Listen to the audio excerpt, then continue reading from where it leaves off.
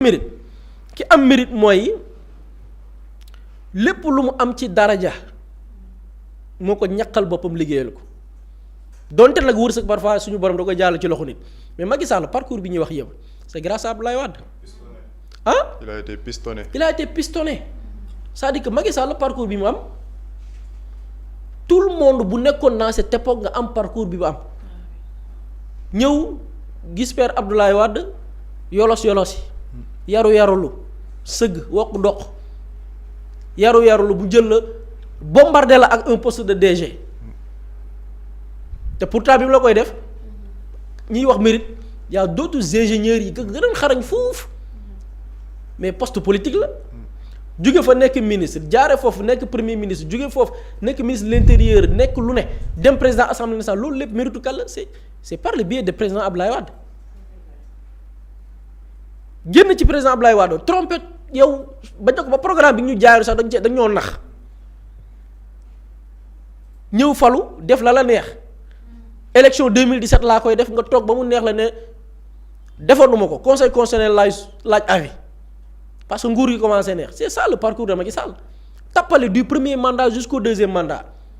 tappale mënul weesu nga def loolu sax dem ba naan sax bi may bàyyi deuxième mandat bi man maa ko bàyyi mais amoon naa ci possibilité te moo ne bi ngay proposer référendum da nga ne bii mooy sama dernier ñu ne la non 2019 bi 2024 bi ci la bokk nga ne ci la bokk nga yónni Ismaïla Madior Fall mu dem ci télé ñu ne ko Ismaïla mandat bi 2012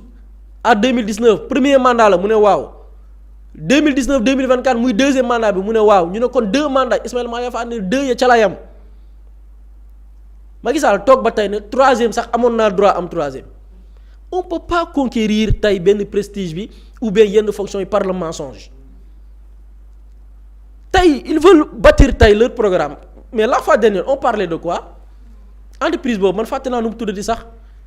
ils ont pris une entreprise fantôme une entreprise qui n'existe pas ne moo def sondage holding price benn société bu ñu naan holding price amul ils veulent bâtir leur campagne par du mensonge jël créé ñu ne leen entreprise bi amul ñu dem def texte bu gudd. am na seen benn waa joo xam ni moom moo dàq wax loolu dëgg du ma ko tudd fii gars yi di ko xam ndax kenn xamul. def texte bu gudd dem signé ko ne Fred Rouben. Farid Rouben moo ko bind. un grand chercheur politologue spécialiste en géopolitique ca université bu Washington ñun ñu topp ko dem ba université bu Washington ku tudd Farid Rouben nekku fa. dañu bëgg a bâtir seen campagne ci mensonge nax seen bopp loolu mënul woy et malheureusement pour man du ma ne sax malheureusement parce que les sénégalais qui comprennent ñoom xam nañ mais mënoo seen sénégalais ñoo comprendre dans leur plus grande majorité mais massamaak ces pays yi nga xamante nii tey ils ont un droit de veto ces pays là ils ont produit des rapports les États-Unis ne peuvent pas se permettre ñoom contredire seen bopp Macky Sall li ko reculer loo ba mu organiser élection yi note boobu noonu Amérique def dafa jouer lu bari ci li tax mu reculer après et c'est basé sur des rapports documentés ces pays-là ne peuvent pas se permettre un gars même s'il était parti pour gagner ces pays-là vont mettre leur veto pour que cette personne-là du diriger wala boog nekk secrétaire général de l'ONU le Sénégal mérite mieux moom laa wax sànq le Sénégal mérite mieux bëgg nañ suñu doomi réew nekk ko de mais keneen koo xamante ni set na defu fi ay crime tojewul suñu xaalis sàccul alalu réew mi toroxul la fi ay doomi aadama kooku il mérite. ñëpp nawloo ko nag. am na ay Sénégalais yu nit ñi naw. bari na fi am na ñoo xam ne même seen parcours bu parfait wul am na lu leen mën a baal. mais kii dañ ko mënul baal li mu def. et Pape Samba wax na ko seen objectif présidentiel la gars yi xoolal après. na gars yi jël. ñàkk nañ kii bi waaye ñi ngi xaar 2029 na gaa yi jàpp discours boobu on vous attend en 2029 discours bi xam nga instant bi discours bi ONU la Macky Sall ONU fii ak 2027 janvier discours bi dafay changer ñi ngi leen di xaar 2029 ak ma leen xam tappale lañ mën mais li ci kanam raw li bët en tout cas li ma ci bëgg a doole parce que démb dama gis ci réaction yi gars yi naan Macky Sall il a montré une parfaite compréhension du système onusien ni Macky Sall vraiment est-ce que musul woon nekk secrétaire général ONU di ko nëbb sax xam nga waa APR au royaume des aveugles le borgne est roi c'est-à-dire que quand on a une personne boo xamante ni moom moo développé gën a dëgëral la politique de la médiocrité xam nga maam ñoom dañ koy mais c'est-à-dire que li tax ma naan médiocrité foofu damay ñëw sax ci li buri doon wax problème de niveau xam nga ñiy xool ONU yëpp xam nañ ne actuellement les principaux problèmes du moins mooy tey nan la ñuy defee des réformes au niveau de l'ONU parce que sànq maa ngi wax membre permanent yi mooy le groupe des 5 États-Unis Chine Russie France Royaume-Uni ñoom ñoo am droit de veto par exemple candidature Macky Sall liñ ciy coow nii yëpp Russie wala Chine bu ñëwoon ne opposé naa sama veto Macky Sall candidature am jeex na ONU noonu lay fonctionner am ay groupes yoo xamante ne nag dañoo ñëw au sein des Nations Unies ñu ne doole boobu ñu may ces 5 membres permanents dafa ëpp il faut am ñoo xamante ne dañuy dugg nekk des membres permanents par rapport ak apport bi ñuy am ci système onusien bi par rapport à leur démographie ñu leen di tuddee le groupe des G4 G4 bi muy Brésil Inde Allemagne ak Japon candidat secrétaire général Nations Unies nga dem ci sa audition groupe G4 bi nga cité Brésil Inde Allemagne le dernier c'est qui après ça va me revenir te yow nga ne yow yaa war a def les réformes des Nations Unies c'est-à-dire que groupe G4 bi xamoo sax ñan ñoo xam nga bu fekkoon ni 15 pays la wala 10 dinaa ne waa boobu loolu xel mën na fattu mais 4 kese 4 pays groupe des G4 Brésil Inde Allemagne Japon très simple à retenir yow nga ne yow yaa war a impulser ces réformes yi pays yooyu bëgg ne dañoo war a réformer le système onusien Macky Sall yow xamoo sax G4 ñan ñoo fa nekk parce que gars yi dinañ la ne non c'est un lapsus déedéet lapsus mooy nga juum ci pays bi mais boo nee le dernier nom va me revenir mooy maanaam yow xamoo ko sax li buri di wax question de niveau c'est-à-dire que Macky démb dafa def une dictée préparée luñ ko wax mu ne comme la charte des Nations Unies nous le rappelle nangam sa ba pare bi ma ci gën a retenir nag gars yi dañuy xeex phénomène immigration irrégulière Macky Sall nee na moom il se porte garant ci xeex boobu dans un pays où yow nit ñi dañ doon mbëkk ji il y a eu des centaines de morts ci géej gi tu n'as pas réglé ce problème au niveau interne au Sénégal yow nga ne yow sur le plan des Nations Unies yow yaay nekk le candidat boo xamante ni vraiment impulsé Nations Unies bu bees alors que tu ne sais même pas au sein des Nations Unies yan choc interne moo fa am.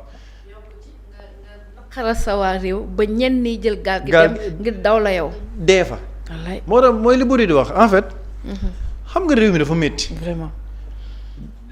da ngeen bëgg ànd ak Macky Sall xayrun candidature am doy na lañ très bien.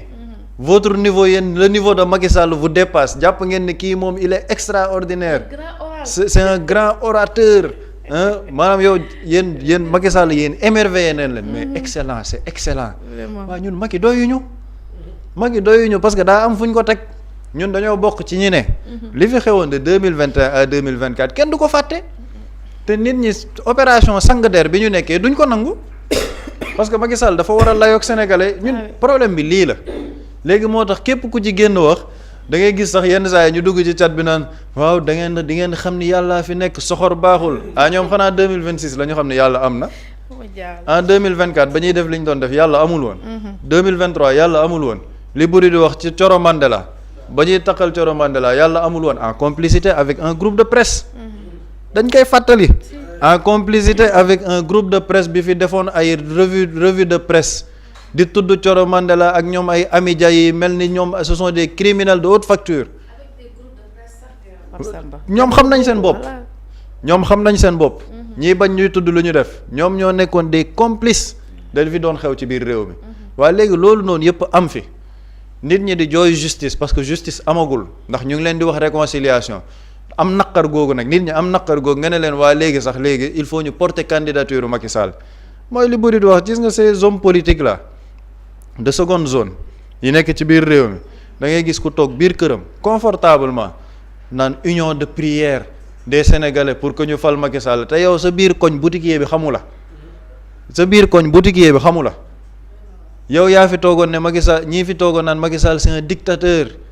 Ali Potolamp Macky Sall Yaya Jammeh sax ko gën ñoom ñëpp nee nañ léegi Macky Sall nañ ànd ak moom. nga mën a xeexee nit démb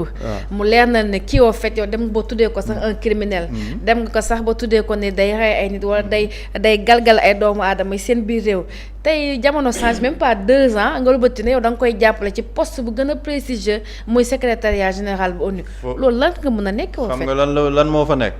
maanaam principe moo fa amul woon gis nga homme politique wala nit tout court boo génnee ci moom principe deseetul dara maanaam day dem fu ko vent bi ëff mu dem fa parce que amul principe amul lu mu gëm on a des gens dans ce pays yoo xamante ni demee wuñ principe parce que man je prends xam nga ñun bu fekkoon ne sax dañ leen sosal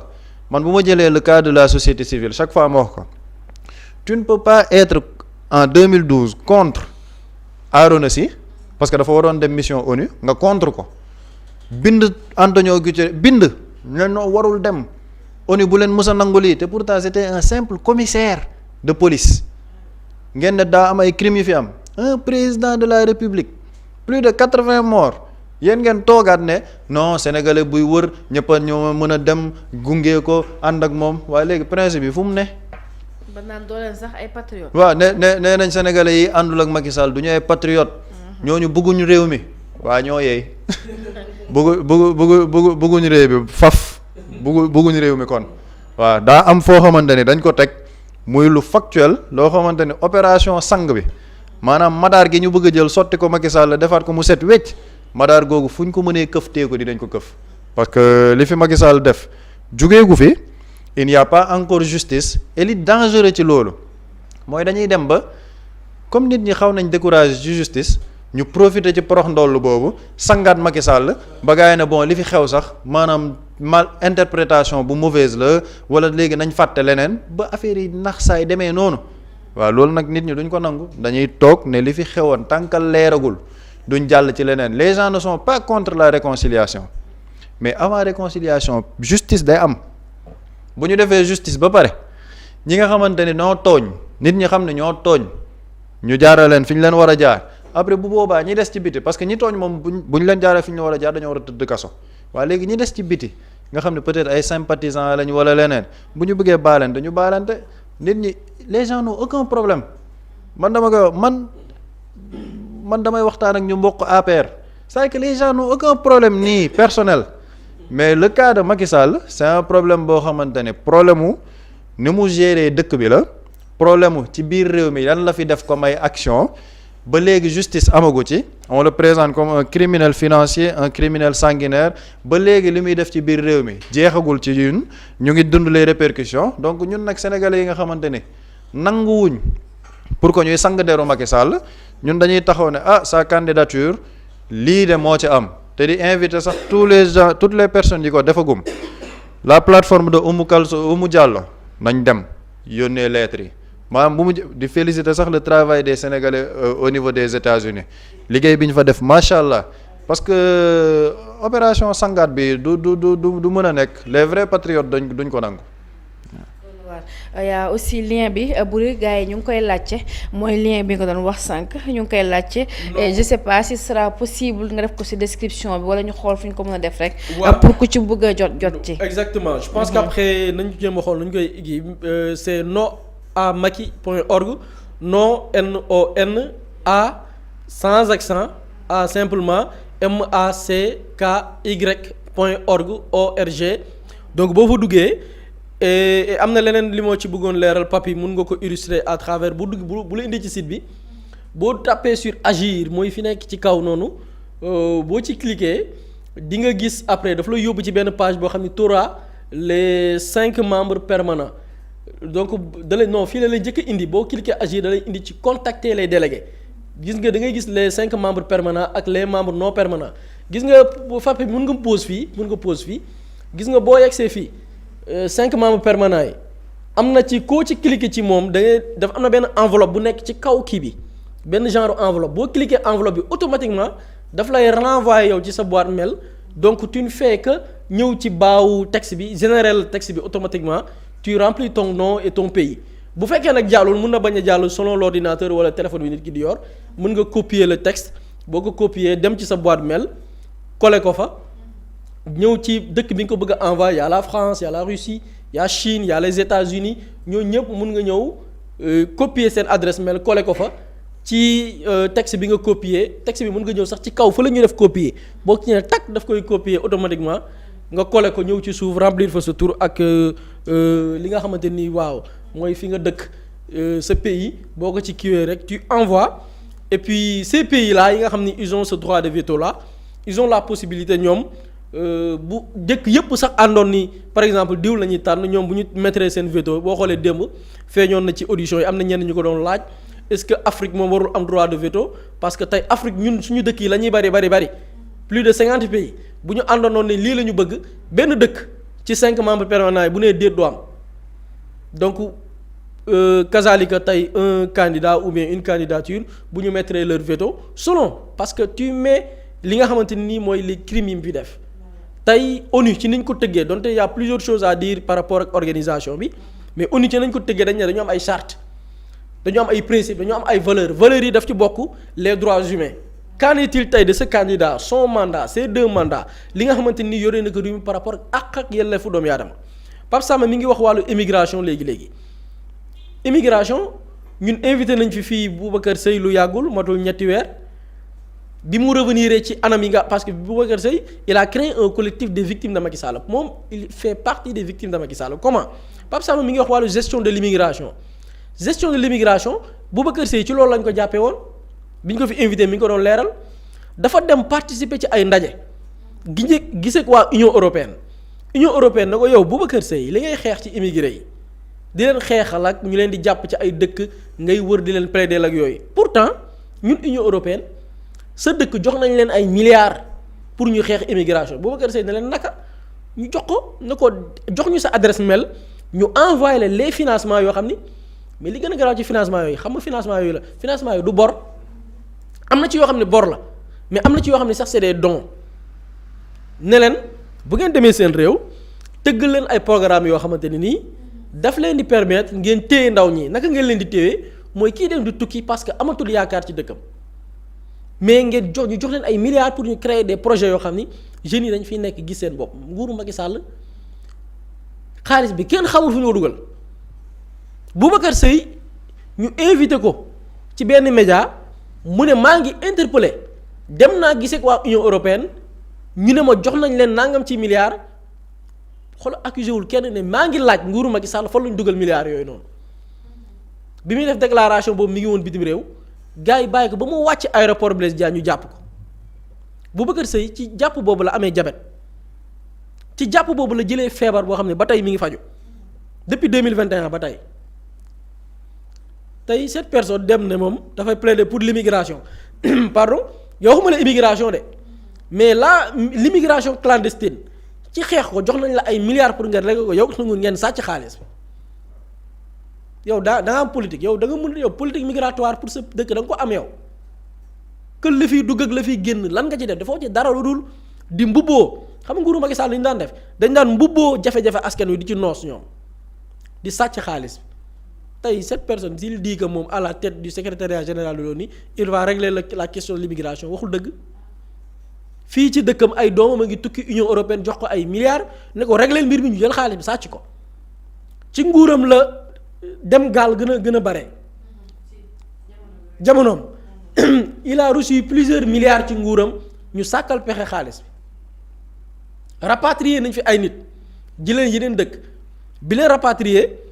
ñu ne bu ñu yegsee ku ci nekk am na benn somme bu ñu la war a jox ci xaalis pour boo ñëwee ci dëkk bi nga investir ci parce que c'était un accord Macky Sall dafa dem bitim réew signer un accord ne doomi Sénégal bu ñu leen rapatrier am na xaalis boo xam ne wala leen ko jox ñu ci bari après loolu amoon na fi coow ñu ci bari seeni millions dafa naax saay am na ci kenn koo xam ne bi ñu wàcc aéroport 10 000 lañ ma jox 10 000 ma jël ci taxi ñibbi sama kër toog jàpp sama njàmbur te pourtant sa président moo dem négocier pour ñu indi la ci dëkk bi rapatrier la. te pourtant bi ñu lay rapatrier dafa amoon une convention boo xam ni bu ñu la rapatrier dañ lay jox ay millions yu bari moo xam da ngay commerce moo xam da ngay investir ci yéen nga investir poulailler nga bëgg a ibbi nga xam loo ciy def ñooñu gisuñu dank million ñenn ñi 10 000 la leen jox ñu jël taxi pass ñibbi seen kër toog jàppaat de commencer à zéro c'est-à-dire nguuru Macky Sall ça mérite et je pense que loolu aussi ñun suñu rôle la en tant que média def ci des séries de documentaires des séries de films pour la postérité pour que ces gens yi bëgg a sagaat nit ki comme bu ko jaay comme benn messie boo xam les gens comprennent que kii il a fait des dégâts sur le plan financier sur le plan des crimes mais immigration amul secteur booy laata Macky Sall yàqu foncier bi